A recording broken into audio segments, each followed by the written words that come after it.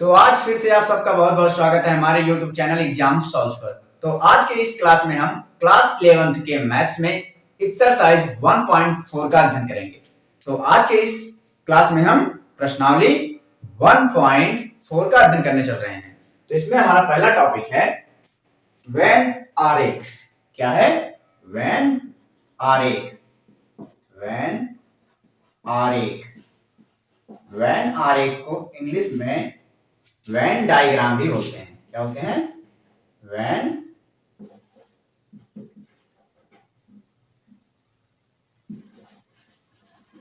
ग्राम, Venn diagram. तो Venn diagram होता क्या है? क्या वेन डायग्राम होता क्या है, इसके बारे में हम जानते हैं। तो देखते हैं। तो वेन आरेख, वेन आरेख क्या होता है उसके बारे में होता है समुच्चयों के बीच अधिकांश संबंधों को, समुच्चयों के बीच अधिकांश संबंधों को निरूपित करने के लिए वेन आरेख का प्रयोग किया जाता है। किसका प्रयोग किया जाता है? वेन आरेख का प्रयोग किया जाता है। समुच्चयों के बीच अधिकांश संबंधों को निरूपित करने के लिए हम वेन आरेख का प्रयोग करते हैं। क्लियर? और दूसरा पॉइंट हमने लिखा है इसमें, किसी सार्वत्रिक समुच्चय, किसी भी सार्वत्रिक समुच्चय को आयत द्वारा और उप समुच्चय को वृत्त द्वारा प्रदर्शित करते हैं। अगर वह सार्वत्रिक समुच्चय है तो उसे हम आयत के द्वारा निरूपित करेंगे। किसके द्वारा? आयत के द्वारा। और यदि उप समुच्चय है तो उसे हम वृत्त के द्वारा, किसके द्वारा? वृत्त के द्वारा निरूपित करेंगे। वृत्त के द्वारा हम निरूपित करेंगे। फिर से समझ लेते हैं। जब कोई सार्वत्रिक समुच्चय होगा तो उसे हम आयत में दर्शाएंगे और कोई उप समुच्चय होगा तो उसे हम वृत्त में दर्शाएंगे। क्लियर? तो हम कुछ एग्जांपल्स देखते हैं और समझते हैं इसे।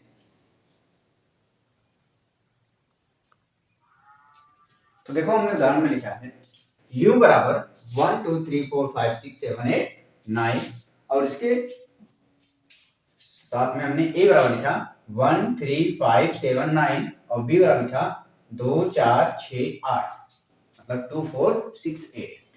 ये हमारे सार्वत्रिक समुच्चय है और इनके उप समुच्चय जो हैं क्या है?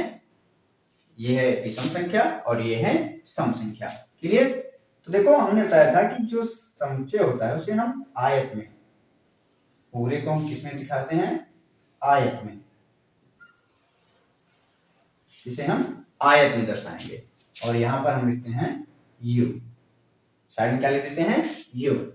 और आयत में हमें दिखाना है अगर ये समुच्चय है तो आयत के अंदर होगा, उप समुच्चय है तो वृत्त के। तो ये दोनों क्या है हमारे? इसके उप समुच्चय हैं, जिसे हम किसमें दिखाएंगे? वृत्त में।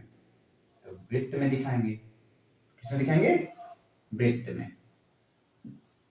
तो ये हमारा A, ये हमारा B। तो देखो, A में क्या क्या है? 1 3 5 7 9, 1 3 5 7 9। और B में क्या है? 2 4 6 8। तो देखो, ये हमारा है आयत के अंदर पूरे 1 से 9 तक, 1 2 3 4 5 6 7 8 पूरे आयत के अंदर है। ये पूरा आयत के अंदर है। और हमने कहा था कि जो उप समुच्चय होते हैं वो वृत्त के अंदर होते हैं। तो उप समुच्चय A और B है, तो ये दोनों क्या है? वृत्त के अंदर है। क्लियर? समझ में आया?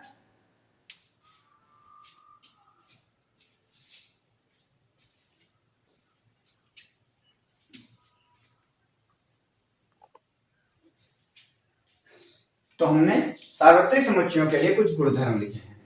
तो पहला है क्रम विनिमय, दूसरा है साहचर्य, तीसरा है तत्समक, चौथा है वर्ग सम और पांचवा है सार्वत्रिक समुच्चय U के लिए नियम।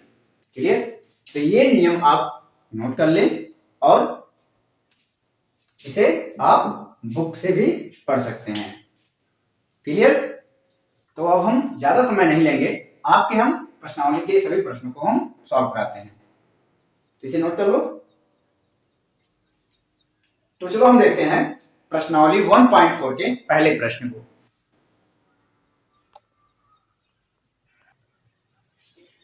तो प्रश्न नंबर 1 हमारा है, निम्नलिखित में से प्रत्येक समुच्चय युग्म का सम्मिलन ज्ञात कीजिए।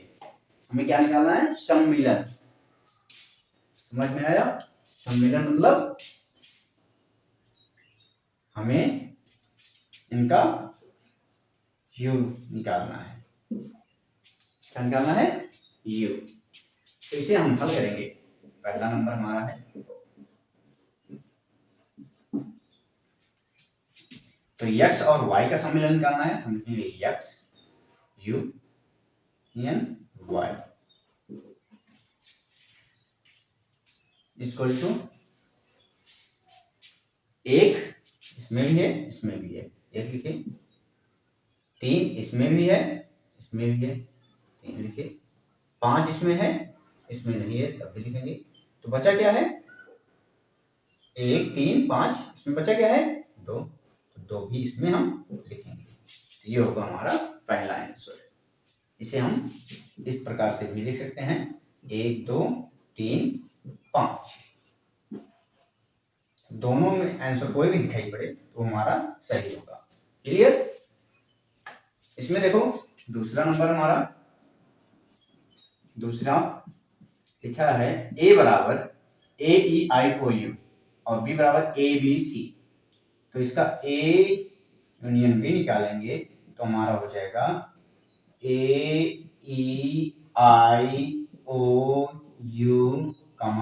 B, C। ये हो जाएगा हमारा सम्मिलन। तो ये हमारा हो जाएगा सम्मिलन। क्लियर? बहुत ही इजी क्वेश्चंस हैं, हमें ज्यादा माइंड नहीं लगाना, सिर्फ दोनों में कॉमन पहले छांट करके उसके बाद बचे हुए अंक को भी लिख लेना है। क्लियर? आगे देखते हैं अगला प्रश्न। प्रश्न नंबर 3 हमारा लिखा है, a बराबर x z x एक प्राकृतिक संख्या है और 3 का गुणज है, और b लिखा है x z x संख्या 6 से कम प्राकृतिक संख्या है। तो पहले इसे हम रोस्टर रूप में लिख लेते हैं। तो a इक्वल टू क्या पता है हमें? 3 का गुणज है और प्राकृतिक संख्या है, मतलब 3 6 9 12 डॉट डॉट इस प्रकार से है। और b हमारा है 6 से कम प्राकृतिक संख्या, 6 से कम प्राकृतिक संख्या मतलब 1 2 3 4 5। ये इसका हमें क्या लिखना है? सम्मिलन समुच्चय बताना है, मतलब a यूनियन b बताना है। तो a union b equal to क्या होगा?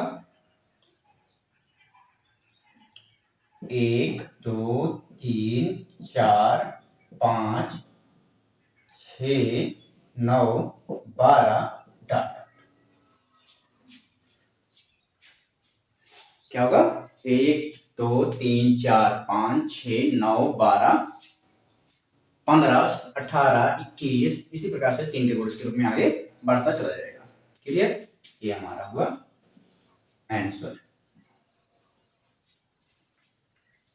अगला प्रश्न देखते हैं। तो ये भी प्रश्न हमारा चौथा भी कुछ इसी प्रकार से है। लिखा है ax एक प्राकृतिक संख्या है जो 1 से बड़ा है और 6 से छोटा है।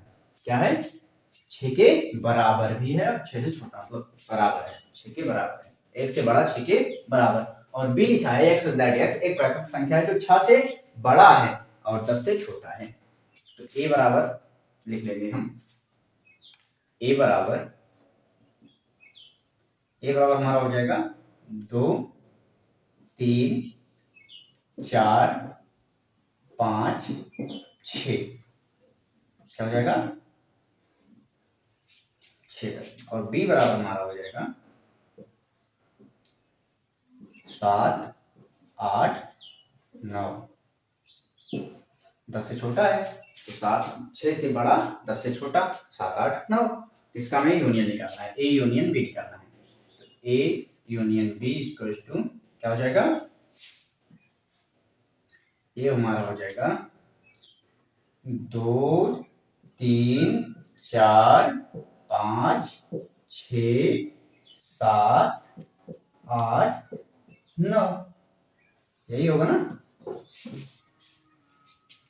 ये हमारा हो जाएगा ए यूनियन बी, तो ये हमारा हुआ आंसर। अगला प्रश्न देखते हैं। 5वां प्रश्न हमारा लिखा है ए बराबर 1 2 3 और बी बराबर लिखा है 5। तो इसका हमें समुच्चय निकालना है, ए यूनियन बी। क्या हो जाएगा, 5 का मतलब कुछ नहीं होता, 5 तो ब्रैकेट के अंदर होता ही नहीं, तो हम यहाँ पर लिखेंगे 1 2 3 केवल 1 2 3, ये वो हमारा आंसर। क्लियर। प्रश्न नंबर 2 देखते हैं हम लोग, दूसरे प्रश्न को सॉल्व करते हैं। प्रश्न नंबर 2 हमारा लिखा है, मान लीजिए कि ए बराबर ए कामा बी और बी बराबर ए कामा बी कामा सी। क्या ए बी का उपसमुच्चय है या बी और ए सार्वत्रिक समुच्चय क्या होगा, ए और बी का सार्वत्रिक समुच्चय क्या होगा, हमें ये बताना है। ए बी का उपसमुच्चय है या नहीं, ये देखने के लिए हम क्या करेंगे, देखो लिखेंगे हल।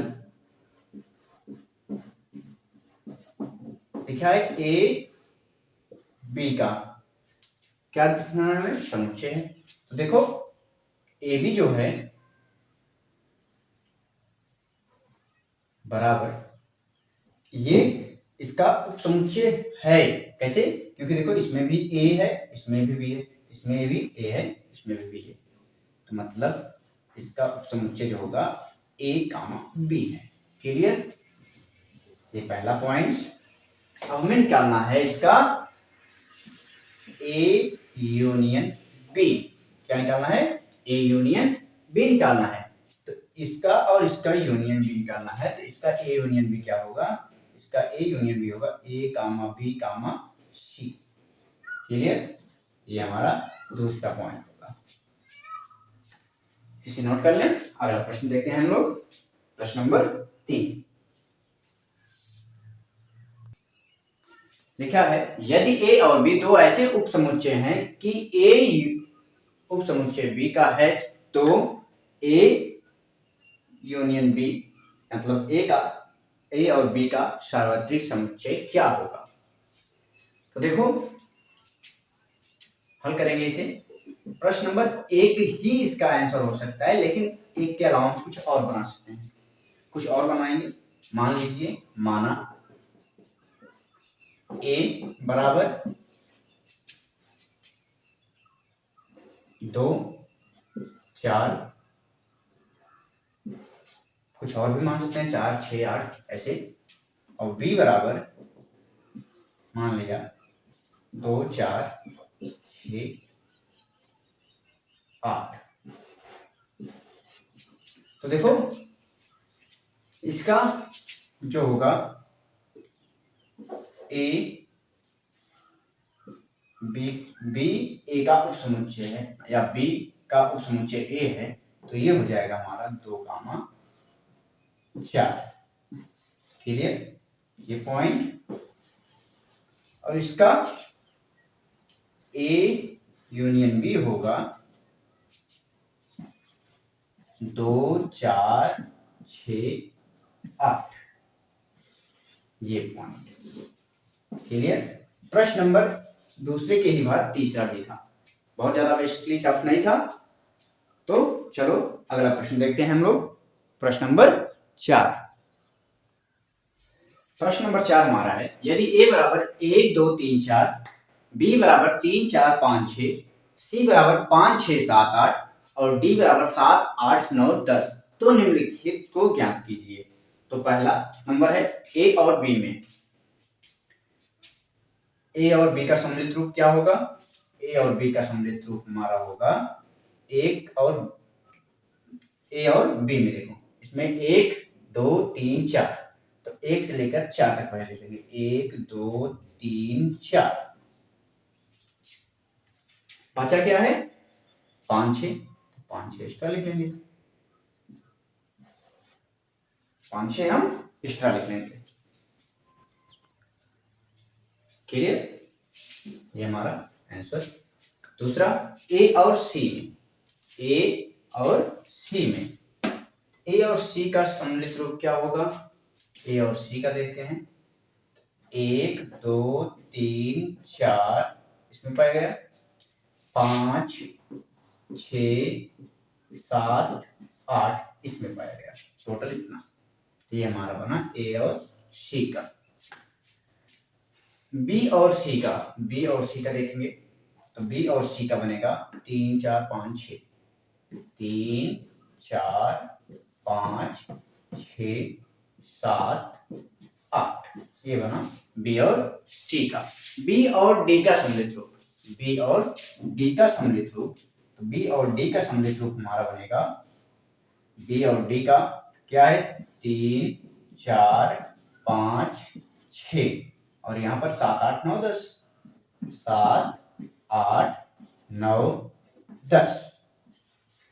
क्लियर, ये है हमारा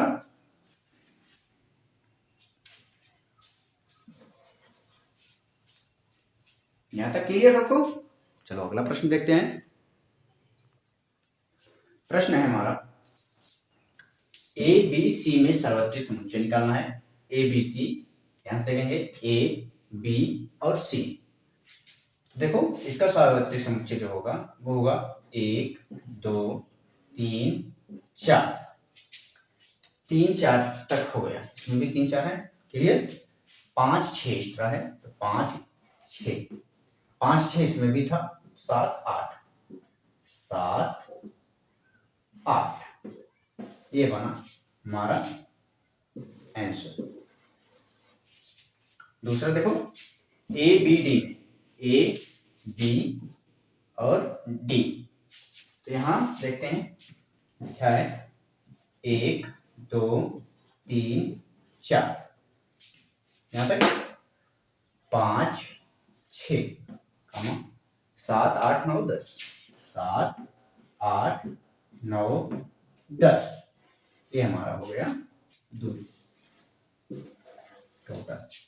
क्लियर, बी सी डी में, B C D, B C D मतलब 3 से लेके 10 तक, कहां से कहां तक 3 से 10 तक, 3 4 5 6 7 8 9 10, ये हमारा है बी सी डी का सार्वत्रिक समुच्चय। क्लियर, सभी को क्लियर।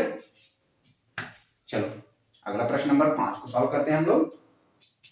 4 और नोट कर लें,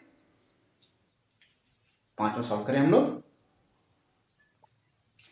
क्या है प्रश्न नंबर 1 में दिए गए प्रत्येक समुच्चय युग्म का सर्वनिष्ठ समुच्चय ज्ञात कीजिए। क्या निकालना है, प्रश्न नंबर 1 में जो प्रश्न दिए गए हैं उनका सर्वनिष्ठ समुच्चय निकालना है। तो पहला था x बराबर 1 2 3 5, 1 2 3 5 नहीं 1 3 5, और दूसरा था 1 2 3 5, 1 2 3। क्लियर, तो इसका हमें सर्वनिष्ठ समुच्चय निकालना है। तो सर्वनिष्ठ समुच्चय निकालेंगे तो हम लिखेंगे इसे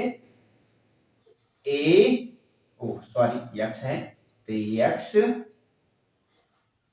y इक्वल टू, ये हो जाएगा हमारा, दोनों में कॉमन क्या है, इसमें क्या है 1, इसमें भी क्या है 1, इसमें क्या है 3, और इसमें क्या है 3, तो दोनों में जो कॉमन रहेगा वही होता है सर्वनिष्ठ समुच्चय। तो 1 और 3 इसके क्या होंगे, सर्वनिष्ठ समुच्चय होंगे। क्लियर, सर्वनिष्ठ समुच्चय मतलब कॉमन। क्लियर, कॉमन निकालना है।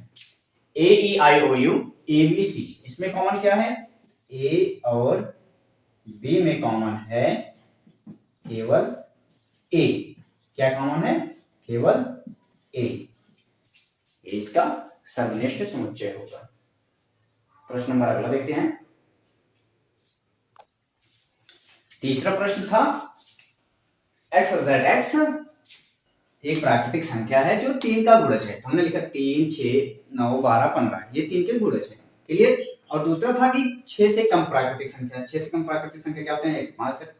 तो इनका हमें कॉमन निकालना है। इसमें कॉमन क्या दिखाई दे रहा है 3, इसमें भी 3, तो इसका केवल आंसर होगा 3। इसका सर्वनिष्ठ क्या होगा 3। इसमें देखो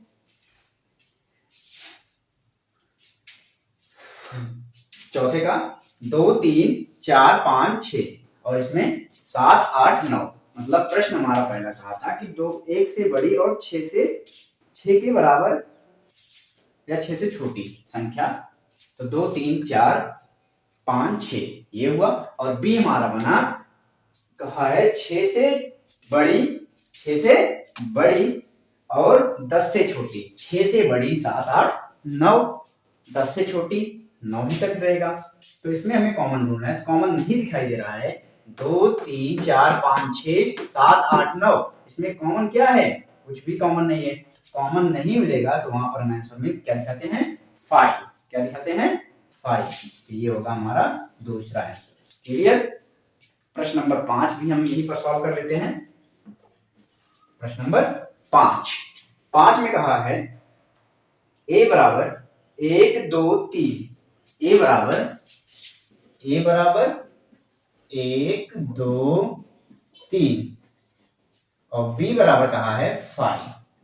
तो इसका भी हमें निकालना है वही सर्वनिष्ठ। तो इसका भी सर्वनिष्ठ क्या होगा a b इक्वल टू क्या हो जाएगा हमारा, इसका सर्वनिष्ठ आएगा हमारा 5। क्लियर। तो ये हमारे 1 से 5 तक सभी प्रश्न सॉल्व हो चुके हैं।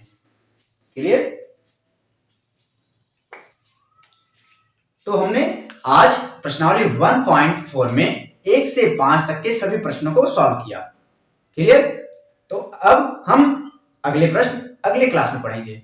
अगर आप सबको यह वीडियो अच्छा लगा है तो लाइक करें, शेयर करें और कमेंट करें। और हमारे चैनल पर अगर नए आए हैं तो हमारे चैनल को सब्सक्राइब करें। धन्यवाद।